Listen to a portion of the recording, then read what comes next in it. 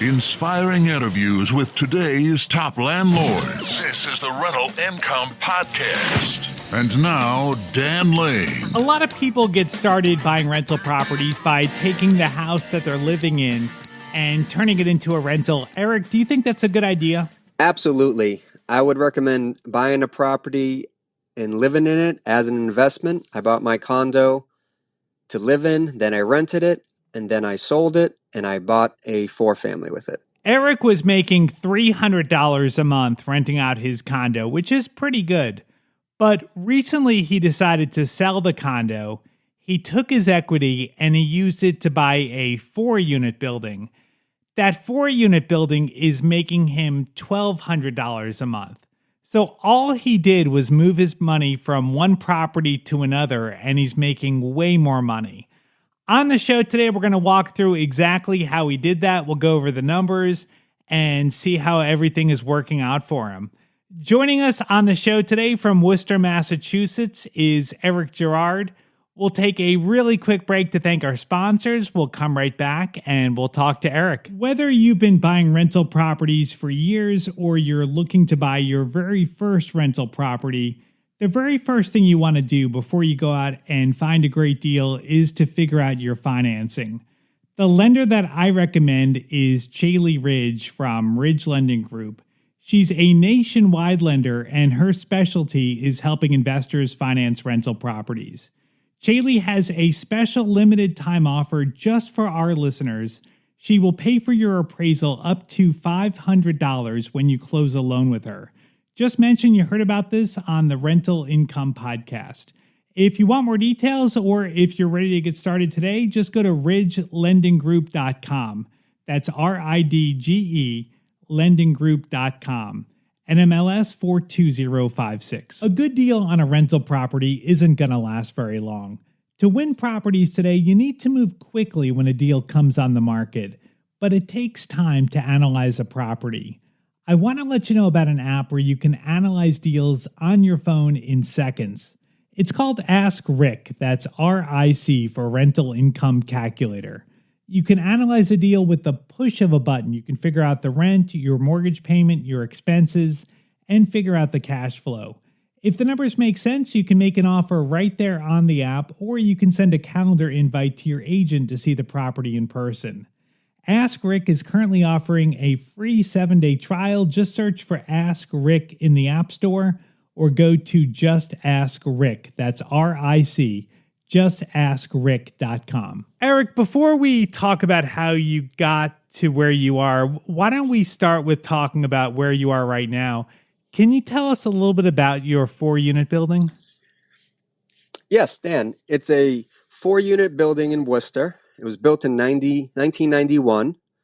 Most of the buildings in the area are built in 1891, 1910, so it's really new for the area. It has 4 one-bedrooms and a basement that I'm hoping to make a 5th one-bedroom apartment in there. How is that building so new in a neighborhood with older buildings? Was it just a vacant lot where someone built a new building? It's exactly what happened. There was a vacant lot, and I think it might have been foreclosed on, or the city of Worcester owned it, and the seller bought the land and then built the house on top of it in 1991. Okay. Wow, that's awesome. A brand new building, or newer building. All right, well, let's go back to the beginning. So before you bought that 4-unit building, you had a 1-bedroom condo. Yes, I bought it for both. I bought it to live in it, but I bought it as if it was going to be a rental in the future. Okay. So when I buy property, even the house I live in, I think about what's the cap rate? What's the rough cap rate of this property? So when I bought the 1-bedroom condo in East Boston, it was about 8.5% cap rate. So I said, I should definitely buy this. This is going to be a lot cheaper than renting. So that's how I decided to buy that condo. Okay, so you figured, I'm going to buy this property. I'm going to live here for a few years, and then I'll move up and turn that first property into a rental. Exactly. Now, when you were getting started, how much money did it take to buy that property? It actually only took $6,000 out of pocket. 6,000. Okay. So did you was that like an FHA loan or something, or how did you get in for so little money? So it was a conventional loan, 5% down, but I was a real estate broker then, still a real estate broker, as opposed to a salesperson. So I got the full commission, which was 2% of the sales price, and I also had the seller pay $4,500 in closing costs. So with those two credits, it reduced the amount of money out of my pocket to $6,000. Oh, wow. Okay. So you were able to apply the commission to the down payment? Yes, at that time I could do it. I've tried it after that, and I've had the lenders say it's not possible.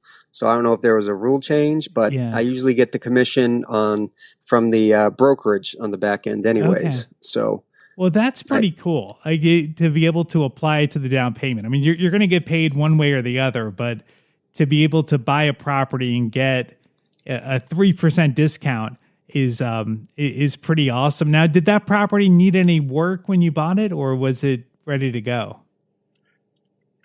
right, it didn't need any work.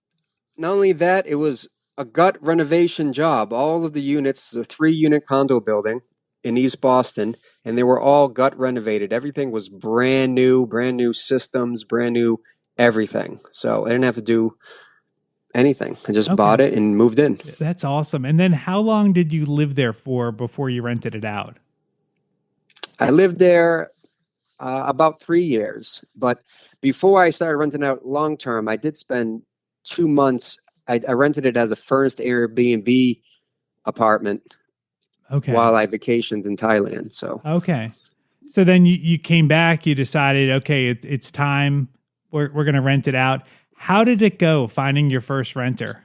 I actually had the neighbors, their friend who I've met before, were interested. They say, "Oh, I see you're going to rent your apartment out. Can you know my friends take a look at it?" And they took a look at it, and they applied like everyone else, and they passed all. They had all the qualifications, so I rented to them. It's Awesome. pretty Okay. easy.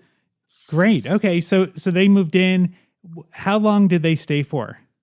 They stayed for almost 4 years. Incredible. Wow. All right. So let's talk some numbers. How much did you pay for that property? I paid $174,000. Okay. And what was your mortgage payment on that?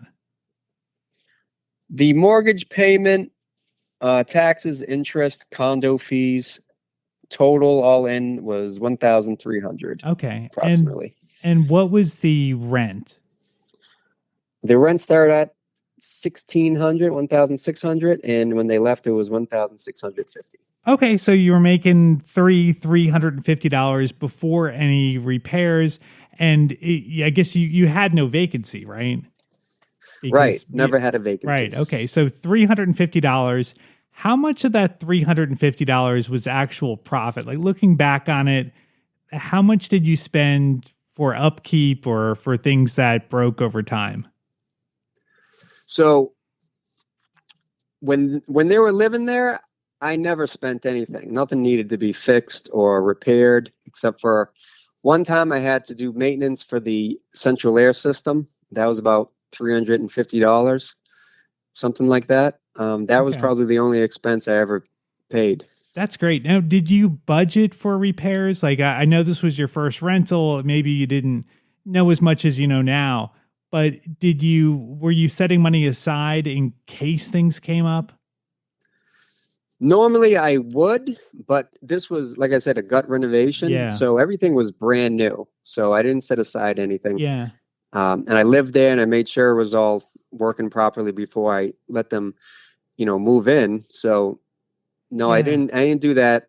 I probably would if I held on to it for another year, but Yeah. no. I think that's a good lesson that if you spend the money up front, in your case, I mean, you bought it, it was fully renovated. But if you have a place that has a lot of deferred maintenance, maybe an older place, you're going to have a lot more maintenance and it's going to cut into your profit. Where if you have a place that's fully renovated, whether you bought it that way or whether you did the renovation yourself, I think you're going to be more profitable. over time. So that was good that you bought the place fully renovated. Now tell me what happened, because I think this is where things get really interesting. So that property appreciated? Oh yeah. So when I bought it, it was 174,000.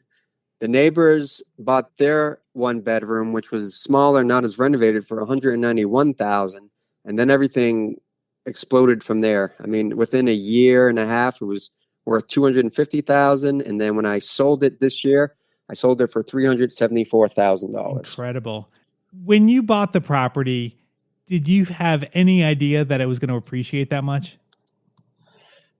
No, I had no idea. I mean, I thought it would go up 10,000, 5,000 a year. That neighborhood has historically gone up and down.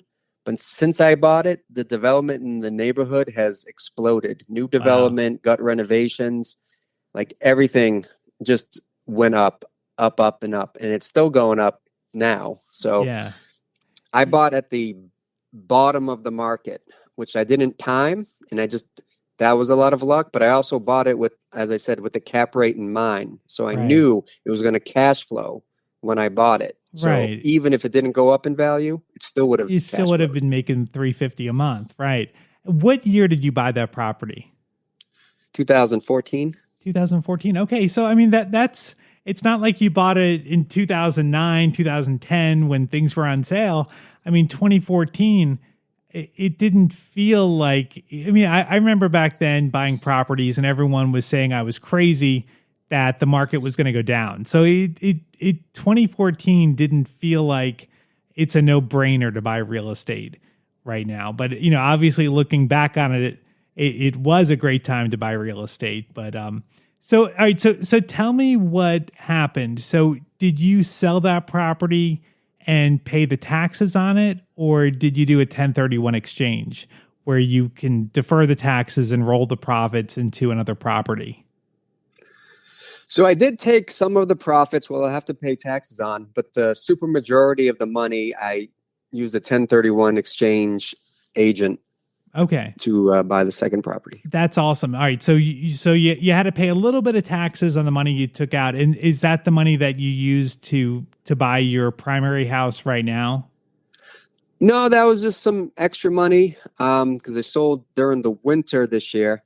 So I actually took an equity loan out last year to buy the home I live in, and I used that money for the down payment and to renovate. Plus, I got the commission back. It was about $6,000. So it was another one of those low out-of-pocket purchases. Now, if you went back to 2014, would you have been able to buy the fourplex without having that down payment from that first condo? Prices were much lower then, but I don't think I would have, because the rents in 2014 were very low in Worcester compared to Boston. So I probably wouldn't have seen any profit in doing it unless I got a really killer deal. Right. Yeah. And then also, I mean, you had some experience. I mean, you had some experience with one tenant. You saw that this worked. I'm sure you had a little bit more confidence then to be dealing with 4 tenants, right? Yes, absolutely. Yeah. Tell me about the property when you bought it. What was the condition of the fourplex? So it has obviously 4 apartments. 2 are in okay condition. 1 is completely renovated, and 1 is, let's say, half renovated. They didn't it was turned over very well, but they didn't buy super new appliances and put in the best flooring, but it was definitely nicer than the other 2 units. How did you find this property? So I actually tried to buy the property 2 doors down. And after the home inspection, the home inspector found at least 20,000 and more of like repairs that were needed, including de-leading much of the building. So I decided to expand my search to a 4-family, different sizes, etc. And I saw this one 2 doors down that was built in 1991. So I saw it that day. I love it. All right. Well, let's talk some numbers on the 4 unit. So what did you pay for the property? I paid $529,000. Okay. And how much is your mortgage payment on that? The mortgage payment, taxes, and insurance are $2,700. $2,700. Okay. And what is the total rent for the building? $3,900. Wow. Right now. Okay. As long as you don't have any maintenance or vacancy, then you've got about $1,200 a month. Yes. That is incredible. Wow. I mean, what a step up from 350. That's awesome. Now, is there any opportunity, and you just bought this recently, right? Right. Is there any opportunity to raise rent to increase the profitability of this building? Yes, as one unit needs to go up about $170, and there's another long-term tenant, and then there's a new tenant. So we'll see how they work out. If they're pretty low maintenance, I usually stay with tenants and only do slight rent increases. But I hope within the next 5 years to get at least $1,300 for all of them. All right, so that's $5,200 a month. Wow. And okay, so you've got $5,200 a month, and your mortgage payment's going to stay the same at $2,700 a month. So that is incredible. That's like $2,500 before any expenses and vacancy that you will be making every month. Right. Wow, that is a really huge step up. I mean, that makes so much sense to sell that condo and to have this building. I mean, you're making just a ridiculous amount of money off this. Oh, I was going to say, and I have plans to turn the basement into a 5th unit. Now, with your tenants that are in there right now, how long do you think it'll take before you can get it up to $5,200 a month? I think within the next 5 years. I like to say 5 years, but I think within a few years, probably. Rents are just so much higher, and they keep going up, and I have to, keep with the building and pay bills, and I can't have everyone's rent stay at like 2010 rates. Right. You've got some pretty interesting plans on what you're going to do with this $2,500 a month. Tell me about your wife and your traveling that you're going to do to Thailand. Yes, my wife's from Thailand, and that's where I met her, and I've spent a lot of time there in the past using the rental income from the condo to pay for my expenses. So we have plans to buy more real estate investments and use the cash flow so that we could either live in Thailand from the cash flow or half the year live there, hopefully after all this COVID stuff is over. Yeah. So that's the plan within the next 5 to 10 years. Thailand's pretty cheap, right? Right. You get a lot more for your money, a lot more. So living a Western lifestyle, it's more expensive than some of the travel blogs will have you believe. You really can't live off about $800 a month unless you live very, very, very frugally. If you want to live comfortably, even as a single person, you're going to spend $1,500, which is still not that much. Right. I think if Eric can find a few more deals like this, he'll be spending a lot more time traveling. If anybody is investing in the Worcester, Massachusetts area and you're looking for a realtor, Eric would be happy to talk to you. I've got his contact information on the website. You can find it at rentalincomepodcast.com/episode 330. If Eric inspired you and you're ready to buy your first property or you want to add to your portfolio, the lender that I recommend is our sponsor today. It's Chaley Ridge from Ridge Lending Group. Chaley is a nationwide lender, and her specialty is helping investors finance rental properties. She has a ton of different loan programs, and she can find something customized to you in your situation. If you want to find out more, or if you want to set up a time to talk to Chaley, just go to ridgelendinggroup.com. And she has a special offer just for our listeners. If you finance a loan with her, she will pay for your appraisal up to $500. If you want some more details, just talk to Chaley. Thank you so much for tuning into the podcast today. If this is your first time here, make sure you subscribe. We have new interviews every single Tuesday. And if you subscribe, you'll get notified as soon as the episodes come out. My name is Dan Lane, and this has been the Rental Income Podcast. Hear that? That's the sound of someone trying to steal your crypto. Every day, thousands of hackers online are doing the same. That's why Arculus uses air-gapped cold storage technology to protect your assets. Using our keycard and wallet app to form a protective barrier, Arculus insulates you from hackers and puts control of your digital assets back in your hands. Order the first truly air-gapped crypto wallet at getarculus.com. The first bet on Caesars Sportsbook app is up to $5,000 risk-free, people. When I told my team about the idea, they said I was being too wonderful and magnificent. But I don't care how awesome this makes me. I'm doing this for the people. So just download the app, and that first bet is up to $5,000 risk-free. Caesar made an app for the people. Must be 21. Offer valid in Iowa only and for new players. Paid in bet credits. Terms and conditions apply. See Caesars.com/promos. Gambling problem? Call 1-800-BETS-OFF.